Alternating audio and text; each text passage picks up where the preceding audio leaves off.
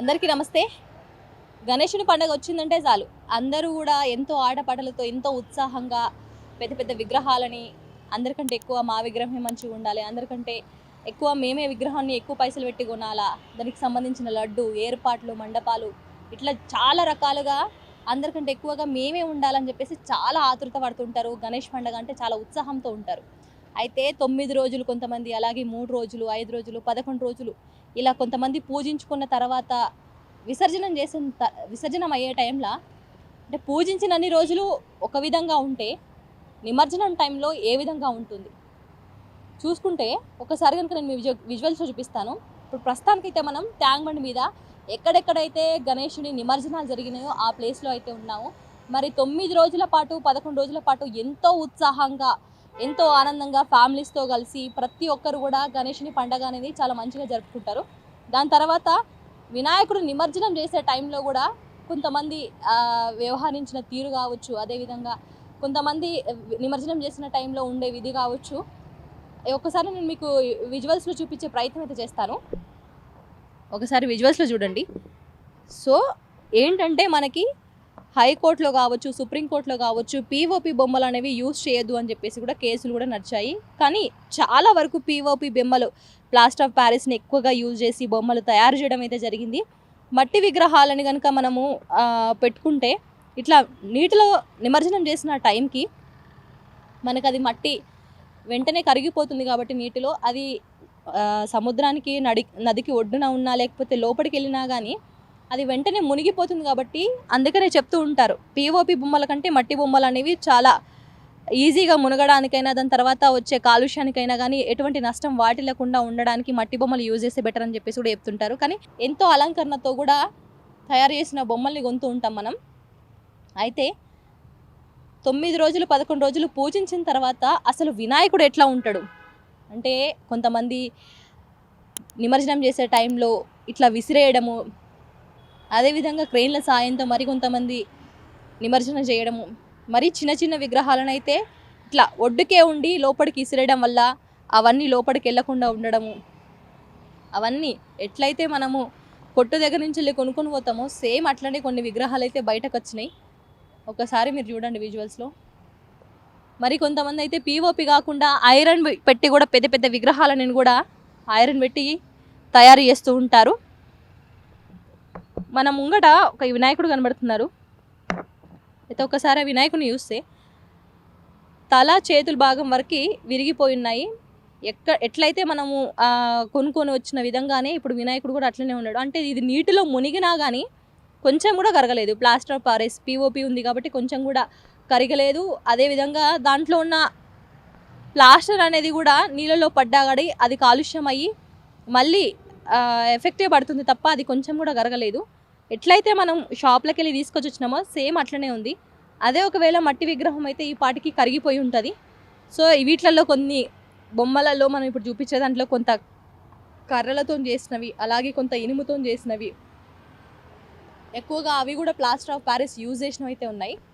ఈ నిమజ్జనం అయిపోయిన తర్వాతనే ఆ ఇనుమునంతా బయటికి తీయడము, అలాగే ఇక్కడ ఈ యొక్క ఫుట్పాత్ ఏరియాలలో ఇదంతా వేయడము, మరి కొన్ని బొమ్మల తయారు చేసినవి ఏవైతే ఉన్నాయో ఇనుము భాగాలు అవన్నీ కూడా ఇట్లా రోడ్ల మీద పడేయడం వల్ల అటు వచ్చే వాళ్ళకి చాలా ఇబ్బందికరంగా మారుతూ ఉంటుంది. ఎందుకంటే మెయిన్గా మనకి ట్యాంక్ బండ్ అంటేనే అది ఒక విజిటర్ ప్లేసు.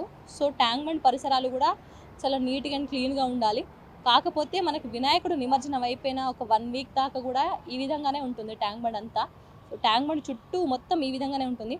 మనకి ఇక్కడ కనిపించేదంతా కొబ్బరి పీచు, ప్లాస్టిక్, ఇదంతా మనకి ఎంత నీటిలో ఎంత ఉన్నా కానీ ఇదంతా నీటిలో కరగదు.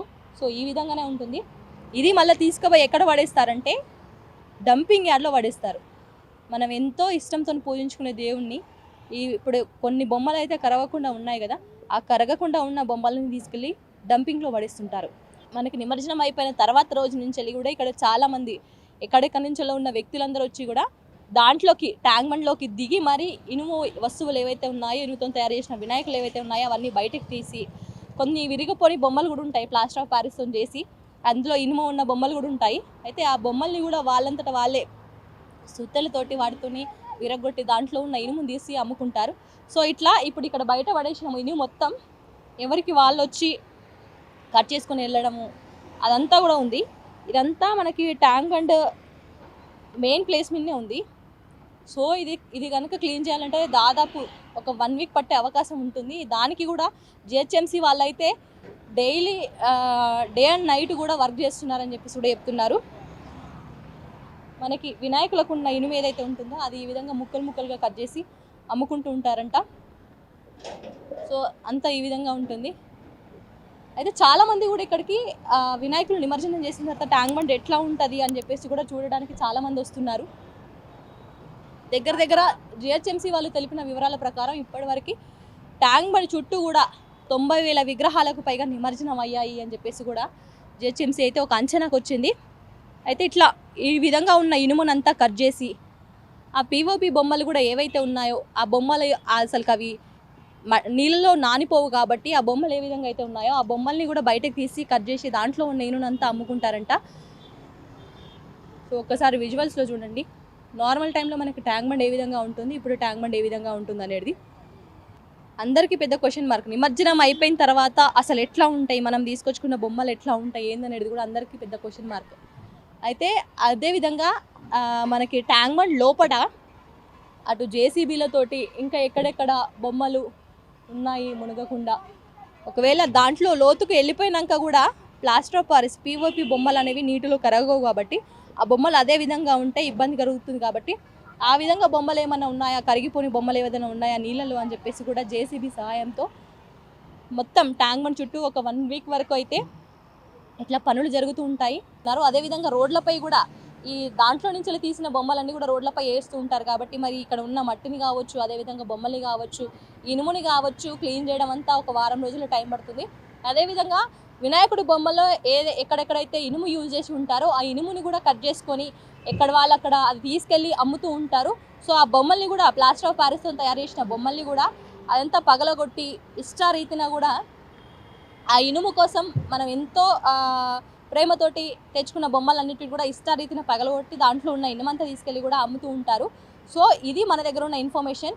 ఈ ట్యాంక్ బండ్ పరిసరాలు మొత్తం ఇంతే ఉంటుంది. దగ్గర ఒక 90,000 విగ్రహాలకు పైగా అయితే ట్యాంక్ బండ్ చుట్టూ నిమజ్జనం అయ్యాయని చెప్పేసి కూడా జిహెచ్ఎంసీ ఒక అంచనాకైతే రావడం జరిగింది. మరి ఈ పనులన్నీ చేయడానికి కూడా దగ్గర ఒక వారం పైననే పడుతుంది. అది కూడా జిహెచ్ఎంసీ అధికారులు డైలీ నైట్ అండ్ మార్నింగ్ టైంలో కూడా కంటిన్యూస్గా వర్క్ చేస్తున్నారు. ఇక్కడ ఏం వర్క్ చేస్తుంటారు మీరు? క్లీనింగ్ చేపిస్తున్నాం. క్వశ్చన్స్ తాగట్లేదంతా మొత్తం బయటకి చేపిస్తున్నాం. పేపర్లు, కవర్లు, వేస్టేజ్, పూలు, పండ్లు, గిన్నెలు అన్ని వేస్టేజ్ అంతా మొత్తం బయట కవర్స్ అన్ని బయటకి చేపిస్తున్నాం. ఎట్లా ఉంటుంది పని గణేషులు నిమజ్జనం టైంలో? చాలా ఫుల్గా ఉంటుంది మేడం. బాగా గట్టి హెవీగానే ఉంటుంది. ఎన్ని బొమ్మల దాకా నిమజ్జనం అయ్యి ఉన్నాయి అంటారు? అది మాకు కౌంట్ తెలియదండి. ఆ కౌంట్ ఏం మాకు తెలియదు. జస్ట్ క్లీనింగ్ జస్ట్ క్లీనింగ్ ఒకటి హెచ్ఎండి వాళ్ళు క్లీనింగ్ చేపిస్తాం. మేము సూపర్వైజర్ హెచ్ఎండి. ఎట్లా ఉంటుంది వర్క్ అంటే క్లీనింగ్ టైంలో నిమజ్జనం అయిపోయిన తర్వాత ఇవన్నీ తీయడానికి సాధ్యం అవుతుందా? సాధ్యం అవుతుంది కదా. సాధ్యం మనుషులు పెట్టుకొని మిషనరీ పెట్టుకొని ఇటాచీలు జేసీబీ అవి లేవు లోపల పోక్లీన్ ఉంది అవిని బయట తీసేస్తుంది. అవిని వేస్టేజ్ అంతా మొత్తం బయట చేస్తున్నాం అంతే.